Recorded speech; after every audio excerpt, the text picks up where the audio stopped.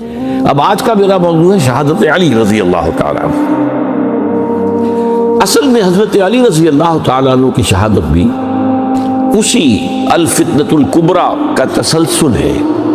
وہ جو عبداللہ ابن سبا کا پیدا کردہ عظیم ترین فتنہ تھا، اسی کا ایک نتیجہ حضرت علی کی شہادت بھی ہے، لیکن وہ بات ذرا تفصیل سے سمجھنی ہوگی، اور اس کے لیے میں ممنون احسان ہوں۔ حال ہی میں ایک کتاب چھپی ہے، ڈاکٹر سید رضوان علی ندوی، وہ محقق ہیں تاریخ کے، انہوں نے بڑی تاریخی تحقیق کے بعد جو باتیں بیان کی ہیں وہ میں آپ کے سامنے رکھ رہا ہوں۔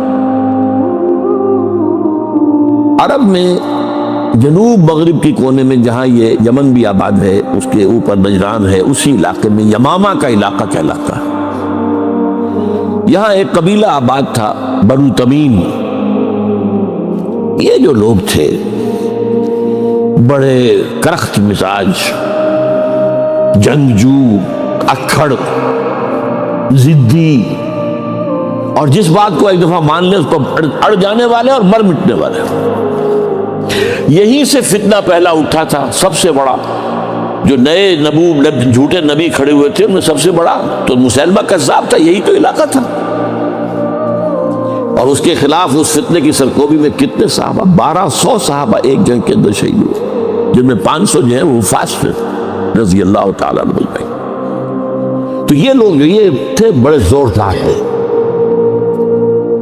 اس قبیلے کے بارے میں حضرت عمر رضی اللہ تعالیٰ عنہ نے ایک بڑی عجیب حکمت عملی اختیار کیا۔ ان کو وہاں سے اکھاڑ کر اور ایران کی سرحدوں پر آباد کر دیا، اب جہاں پر جہاد ہو رہا تھا، تاکہ ان کے اندر جو یہ جنگجوئی ہے یہ اب اس مقصد کے لیے استعمال ہو،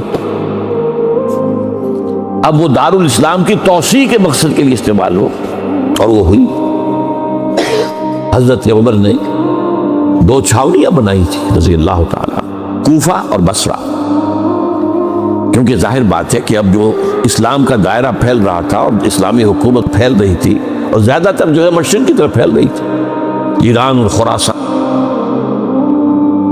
وغیرہ کی طرف، تو اب مدینے سے اس کا کنٹرول اتنا آسان نہیں تھا، فاصلہ تھا، تو چھاؤنیاں بنائی تاکہ یہ اس سرحد کے اوپر یہ موجودہ مرکز رہے، یہاں فوجیں موجود رہیں، کہیں کوئی بغاوت ہو تو اس کو کچلنے کے لیے وہ قوت فوری طور پر دستیاب ہو سکے۔ یہ لوگ ہیں کہ جو عبداللہ ابن سبا کی فتنے سے سب سے زیادہ متاثر ہوئے۔ ان کی مزاج میں وہ کجی تو تھی نا، حضرت عمر بھی ان کا جو ایک مضبوط کنٹرول تھا انہیں دبائے رکھا ہے، اور ان کا رخ جو ہے ایک دوسری طرف موڑ کر اس سے اسلام کو فائدہ پہنچایا۔ لیکن اس کے بعد جب فتنہ جو آیا یہ عبداللہ ابن سبا، تو سب سے بڑھ کر یہی لوگ اس کے ماننے والے، اور انہی میں سے وہ لوگ تھے جنہوں نے جانیں بھی دے دی ہیں، جنہیں حضرت علی نے زندہ جلایا ہے، اس لیے کہ وہ کہتے تھے کہ علی خدا ہے۔ اے علی تم خدا ہو، تم ہمیں آگ میں جلا رہے ہو، یہ تو تم ہمارا امتحان لے رہے ہو۔ وَلَنَبْلُوَنَّكُمْ بِشَيْءٍ مِّنَ الْخَوْفِ وَالْجُوعِ وَنَقْصٍ مِّنَ الْأَمْوَالِ وَالْأَنفُسِ وَالثَّمَرَاتِ، اب وہ اس آیت کو اپنے اوپر منطبق کر رہے ہیں۔ تو یہ جو کرخت لوگ تھے، انہوں نے در حقیقت جو ہے عبداللہ ابن سبا کے کردار میں سب سے بڑا رول پلے کیا، اور انہی کے ہاتھ میں حضرت عثمان شہید ہوئے رضی اللہ تعالیٰ۔ اور اس کے بعد انہوں نے حضرت علی رضی اللہ تعالیٰ عنہ کو اپنے گھیرے میں لے لیا، کیونکہ انہی کی کثیر تعداد موجود تھی مدینے میں جب حضرت عثمان شہید ہوئے۔ اس کے بعد اب ظاہر بات ہے کہ کوئی نہ کوئی تو خلیفہ ہونا چاہیے تھا۔ حضرت طلحہ سے کہا گیا، انہوں نے معذرت کر لی، حضرت زبیر سے کہا گیا، انہوں نے معذرت کر لی۔ اب ظاہر بات ہے کہ حضرت علی آخر امت کو چھوڑا تو نہیں جا سکتا تھا بغیر امام کے، انہوں نے قبول کر لی، اگرچہ حضرت حسن روکتے رہے کہ ابا جان یہ ان لوگوں کی بیعت جو ہے آپ قبول نہ کیجیے۔ حضرت حسن تو ان میں سے ہے جو حضرت عثمان کے دروازے پر کھڑے تھے پہرے دار کی حیثیت سے، حسن اور حسین رضی اللہ تعالیٰ عنہ، انہیں تو معلوم تھا فتنہ جو کون لوگ۔ اس کے بعد حضرت علی رضی اللہ تعالیٰ عنہ نے اسی حکمت سے، جس حکمت کے تحت حضرت عمر نے یہ چھاونیاں آباد کی تھی، دارالخلافہ بھی مدینے سے کوفہ منتقل کر دیے، تاکہ پورے عالم اسلام کو کنٹرول کیا جا سکے اس مرکز کے ساتھ۔ اس کا نتیجہ یہ نکلا کہ اب گویا کہ حضرت علی کے گرد ان لوگوں کا گھیراؤ مکمل، کوفے میں یہی تو آباد تھے، کوفی یہی تو تھے، حضرت عمر نے انہیں لا کے یہاں آباد کیا تھا۔ جب حضرت علی نے کوفے کو اپنا دارالخلافہ قرار دیا تو گویا کہ ان کا پھر عمل دخل بہت بڑھ گیا۔ ایک طریقے سے یوں کہا جا سکتا ہے کہ انہوں نے اب حضرت علی رضی اللہ تعالیٰ عنہ کو اپنے محاصرے میں لے لیا۔ چنانچہ جنگ جمل کے موقع پر یہ ہوا ہے کہ صلح ہو گئی تھی، حضرت عائشہ رضی اللہ تعالیٰ عنہ کے جو نمائندے تھے اور ادھر سے حضرت علی، صلح ہو گئی تھی، طے ہو گیا تھا کہ ہاں قاتلین عثمان کو جو ہے ان کو سزا دی جائے گی، قصاص لیا جائے گا حضرت عثمان کی قتل کا۔ لیکن ان لوگوں نے 10,000 آدمی کھڑے ہو گئے کوفے کے اندر، ہم سب قاتل ہیں عثمان کے، لو قصاص ہم سے اگر لے سکتے ہو، جس کے نتیجے میں اور انہوں نے جنگ شروع کر دی۔ اور جب جنگ شروع ہو جائے تو پھر اس کے بعد تو کوئی نہیں دیکھ سکتا کیوں شروع ہوئی، کیسے شروع ہوئی، کس نے شروع کی۔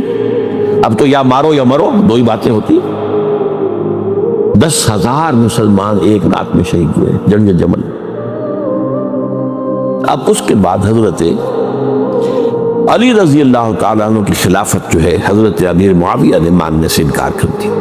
جب تک قاتلین عثمان کو سزا نہیں دیتے ہم بیعت نہیں کریں گے۔ یہ نہیں کہ دعویٰ کیا ہو کہ میں خلافت کا حقدار ہوں، یہ نہیں، لیکن یہ کہ آپ کو ان کو سزا دینی چاہیے۔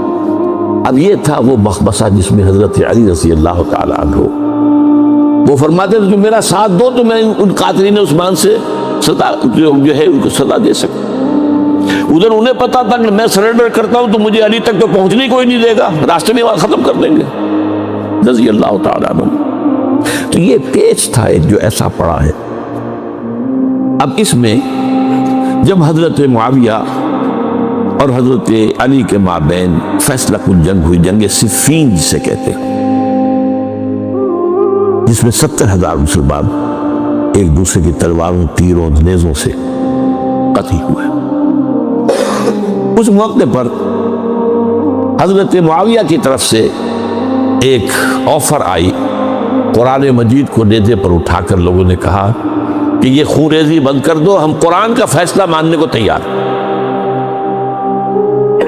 حضرت علی دیکھ رہے تھے کہ یہ اصل میں میری فتح کو شکست سے بدلنے کا پروگرام ہے، تقریباً فتح میری ہو چکی ہے، لیکن یہ جو طبقہ تھا یہ انہوں نے کہا نہیں بڑی ٹھیک بات کہہ رہے ہیں، وہ مانیے ان کی بات، جنگ بند کی۔ انہوں نے ہی یہی لوگ تھے جنہوں نے مجبور کیا حضرت علی کو کہ وہ تحکیم پر رضامند ہو جائے۔ اس کے بعد تحکیم میں جو معاملہ ہوا، حضرت علی حضرت عبداللہ ابن عباس کو اپنی طرف سے حاکم بنانا چاہتے تھے، یہ اڑ گئے نہیں، یہ اڑ جانے والے لوگ، اور یہی اصل قوت تھے، وہاں ساری طاقت تو انہی کی تھی۔ تو انہوں نے ابو موسیٰ اشعری کو اپنی طرف سے مقرر، وہ بہت نرم خو آدمی تھے، انہیں براق۔ بہرحال جو بھی بات طے ہوئی، تاریخ کی روایتوں میں اختلاف ہو سکتا ہے، کہا یہ جاتا ہے کہ طے تو یہ ہوا تھا حکمین کے مابین، ادھر سے ابو موسیٰ اشعری، ادھر سے عمرو بن العاص رضی اللہ تعالی عنہما، کہ آپ اپنے جو کلائنٹ ہیں حضرت علی آپ انہیں معزول کر دیجئے، میں معاویہ کو معزول کر دیتا ہوں، پھر جو ہے مسلمان فیصلہ کر لیں کسی اور کی عبادت۔ انہوں نے کھڑے ہو کے کہہ دیا میں علی کو معزول کرتا ہوں، اور عمرو بن العاص نے کہا کہ میں معاویہ کو قائم کرتا ہوں۔ اب یہ ہے روایت، واللہ عالم اس میں کتنا سچ ہے کتنا جھوٹ ہے، میں کوئی مورخ نہیں ہوں، میں کوئی تاریخ کا محقق نہیں۔ اس کے بعد جو ہے اب یہ لوگ جنہوں نے کہا کہ مانیے تحکیم کو، اور جب انہوں نے حضرت علی نے اس تحکیم کے فیصلے کو ماننے سے انکار کیا تو باغی ہو گئے، حضرت علی کو کافر قرار دیا، اور جا کر ایک جگہ پر حرورہ ایک جگہ تھی وہاں پر جا کے جمع ہو گئے، جتھا بندی کی بہت بڑی طاقت وہاں کر دی۔ انہوں نے طے کیا کہ علی بھی کافر ہو گیا، معاویہ بھی کافر ہو گیا، عمرو بن العاص بھی کافر ہو گئے، سب کافر ہیں۔ حضرت علی کی طرف سے ایک گئے سفیر ان سے بات کرنے کے لیے، تو انہوں نے کہا تم ہی نے تو کہا تھا کہ تحکیم کو تسلیم کرو، ہاں ہم نے گناہ کیا تھا، کفر کیا تھا، ہم توبہ کی ہم نے. اگر علی بھی مان لے کہ میں نے مان کر کفر کیا تھا اب میں توبہ کرتا ہوں تو ہم ان کی بات مان لیں گے. اب حضرت علی اس طرح کا جھوٹ کیسے بولتے؟ انہوں نے تو کوئی کفر نہیں کیا تھا. مارا انہوں نے پھر بھی نرمی برتی کہ دیکھو اگر تم کوئی خونریزی نہیں کرو گے، فساد نہیں مچاؤ گے تو میں تمہیں کچھ نہیں کہوں گا.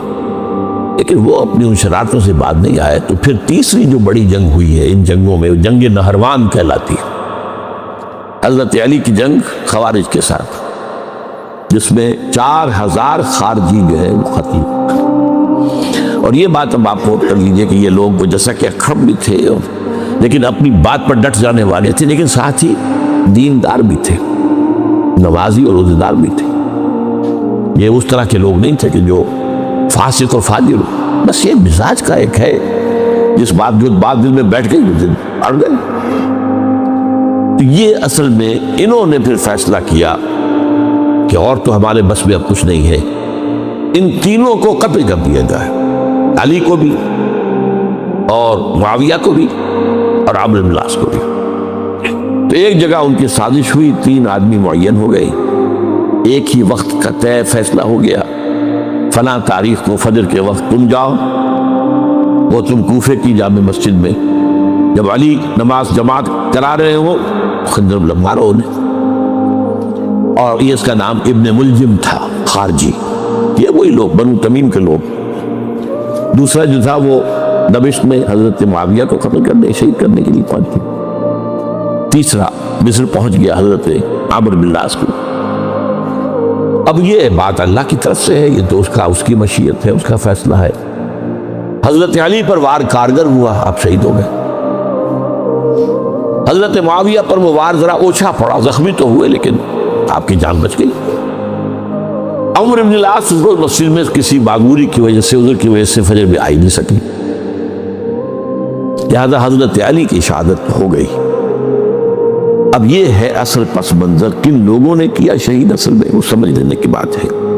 یہ خوارج نے شہید کیا، لیکن خوارج کا فتنہ سبائی فتنے ہی کا آف شوٹ ہے، اسی کے ذیل میں ہے، اسی کی ایک شاخ ہے، اسی کا ایک نتیجہ ہے. یہ خوارج جو ہے بعد میں بھی ان کی مسلسل جو ہے وہ جنگیں رہی ہیں. بہرحال اس صورتحال کو یہ سمجھ لیجئے کہ یہ خلفائے ثلاثہ رضی اللہ تعالیٰ عنہ، حضرت عمر شہید، عثمان شہید، علی شہید. عجیب بات ہے کہ تینوں کا نام عین سے شروع ہوتا ہے، عمر عین سے، عثمان عین سے، علی عین سے. تینوں شہید ہوئے ہیں. لیکن یہ ہے تاریخی پس منظر. اب اس کے بعد میں صرف آپ کو چند اشارے دوں گا، میں نہیں